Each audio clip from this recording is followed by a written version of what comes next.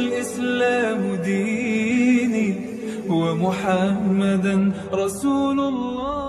Assalamualaikum Ustaz, Waalaikumsalam warahmatullahi wabarakatuh. Saya mau bertanya bagaimana caranya agar kita bisa terhindar dari zina.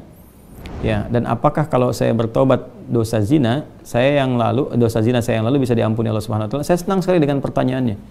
Ya, saya mau bertanya bagaimana caranya agar kita, berarti Anda dan saya kan, kita semua bisa terhindar dari zina. Nah, itu bagus sekali untuk kita semua karena banyak potensi-potensi yang bisa menjerumuskan kepada itu. Ya, baik misalnya dari zina mata, zina telinga, zina mata melihat hal-hal yang nggak pantas untuk dilihat, ya, kebiasaan-kebiasaan yang buruk, kemudian zina telinga mendengar kalimat-kalimat yang kotor yang mengarahkan pada hasrat seksual pada tempat yang tidak benar, ya, dan perbuatan-perbuatan yang juga sekarang banyak sekali perangkat-perangkatnya. Semoga Allah hindarkan kita dari itu. Termasuk juga iklan-iklan, ya. Saya tuh sering kalau lihat misalnya baca ada komentar tunjukin admin kan, oh, kenapa Ustaz ini kok ceramah tapi iklannya snack video. Itu kan algoritma YouTube dari kebiasaan Anda aja nih. Jadi kalau Anda kebiasaannya lihat yang begitu atau klik yang begitu, datangnya seperti itu. Tapi kalau Anda kliknya misalnya yang baik-baik, ya, atau iklannya muncul ketika ada, itu kan dari kebiasaan Anda buka kan itu algoritmanya tersusun dengan kebiasaan kita buka laman apa dan sebagainya. Jadi Anda sendiri sebetulnya yang mengkreasikan itu.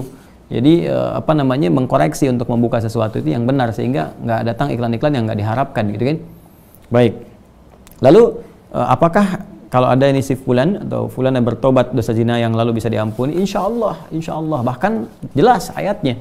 Quran surah ke-39, ya, Az-Zumar ayat 53. Dan ini kan turun ketika ada seorang ingin bertobat dari dosanya. Ya, dan ini dosa besar gitu kan. Bahkan ada lihat menyebutkan dari zina. Ya, apa yang disampaikan Allah di sini?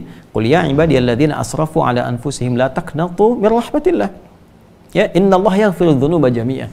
Ya, wahai hamba-hambaku, masih disebut hamba, dianggap hamba, diaku hamba oleh Allah Subhanahu wa taala. Ya, kata Allah, "Hei hamba-hambaku," katakan Muhammad SAW kepada hamba-hambaku yang israf, berlebihan. Jadi israf itu udah standar tertinggi dalam dosa. Ya, jadi ada khata, nanti ada afu pasangannya, ada dzambun, ada ghafir pasangannya. Ghafir Quran surah ke-40 misalnya ayat 3, ghafiridzambi dzambi wa qabilit taubi. Kemudian ada naik lagi dzunubun, ada ghafar pasangannya seperti surat Nuh ayat 10, faqultu astaghfiru rabbakum innahu kana ghaffar. Ada ghafur. Kalau naik lagi dzunubun ma'zulmi, jadi khata'un, dzambun, dzunubun ma'zulmi pasangannya ghafur, kemudian israf pasangannya rahim. Ya, israf pasangannya apa? Rahim. Makanya disatukan di Al-Baqarah ayat 286 kan, Rabbana la tu'akhidna in nasina aw akhtana khata'. Rabbana wa la tahmil 'alaina isran kama hamaltahu 'alal ladzina min qablina, itu dzambun dan dzunubun ma'zulmi. Rabbana wa la tuhammilna ma la taqata lana bihi, seperti israf. Wa'fu 'anna al-'afu waghfir lana, ghafir, ghaffar dan ghafur, warhamna rahim. Nah, tingkat tertinggi ini dosa-dosa besar, seperti zina kan dosa besar. Yang membunuh dosa besar. Maka kata Allah, "Qul ya ibadiyalladzina asrafu 'ala anfusihim," hai hamba-hambaku yang pernah berbuat israf. Mungkin ada sebagian yang pernah zina, pernah membunuh, dosa-dosa besar, ya, pernah korupsi, mau tobat dan sebagainya. Masya Allah, ya, alhamdulillah dia mau tobat, mau kembali karena mungkin doa orang tuanya, doa sekitarnya, kesadaran dirinya, dan kemudian la taqnatu min rahmatillah, jangan putus asa dari rahmat Allah Subhanahu wa taala. Innallaha yaghfiru dzunuba jami'a, Allah akan mengampuni dosa-dosa itu seluruhnya sepanjang kamu mau tobat. Sepanjang mau tobat. Makanya Allah itu sangat menyukai orang-orang yang tobat dan berusaha kemudian kita mendekat kepada Allah.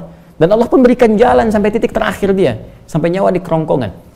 Kan yang paling viral itu kisah Firaun kan? Ya, Firaun, Allah menerapkan keadilan, memberikan contoh kepada kita. Ini Firaun, se-Firaun-Firaunnya, ya, yang merasa paling kuasa, hobi bunuh orang dan sebagainya, zalim dia, masih diberikan kesempatan untuk tobat dengan diberikan bimbingan dari dua nabi. Kurang apa coba Musa dengan Harun? Ya, diutus untuk Firaun.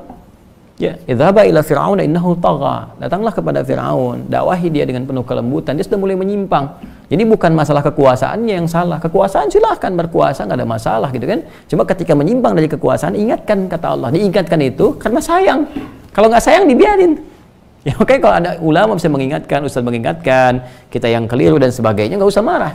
Kan, kalau kebaikan kita terima dengan cara yang baik dan mengingatkan pula dengan cara yang baik, karena kalimat Qur'annya faqul lahu qawlan layyina, katakan dengan cara yang lembut, ya, supaya dengan kelembutan itu la'allahu yatadzakkaru aw yakhsha, mungkin dengan kelembutan itu dia sadar, ya, ingat kembali bahwa keliru, dia khawatir, dia takut dengan Allah Subhanahu wa taala. Jadi Firaun pun dapat diberikan petunjuk oleh Allah dengan dua nabi, bayangkan, cuman dianya yang nggak mau. Ya, begitu nyawa ke kerongkongan baru munculkan daya tawar gitu, itu yang jadi persoalan. Ya, jadi semua punya kesempatan untuk kembali. Makanya saya sering katakan Allah sangat mencintai para pelaku maksiat yang gemar bertobat dibandingkan orang soleh yang tidak pernah merasa salah. Ya, jadi saya support teman-teman saudaraku ini atau saudariku, ya kembali kepada Allah, ya, dan tutup semua, jangan diungkap kemana-mana. Kalau sudah berdosa, taubat kita kepada Allah, minta maaf kalau terkait dengan hak-hak manusia. Setelah minta maaf, berbuat lebih baik. Terus, dan lupakan itu semua, berbuat lebih baik, sampai kita merasakan kebaikan itu nikmat dilakukan. Itu halawatul iman namanya. Itu tanda taubat kita diterima oleh Allah Subhanahu wa taala. Tanda taubat itu kan ketika kita menyesali, mengakui, menyesali, kemudian ada rasa nggak enak untuk mengerjakan lagi atau bahkan mendengar, ya ini saya nggak mau dengar, acara-acara gini sudah nggak suka dan sebagainya. Terus berganti jadi kebaikan. Nonton yang bagus-bagus, bacaan yang baik, enak sholat dan sebagainya. Itu tanda taubat kita diterima oleh Allah Subhanahu wa taala.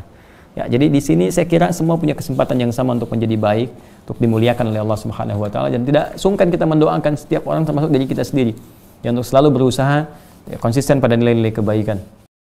Allahu Rabbi wal Islamu dini wa Muhammadan Rasulullah.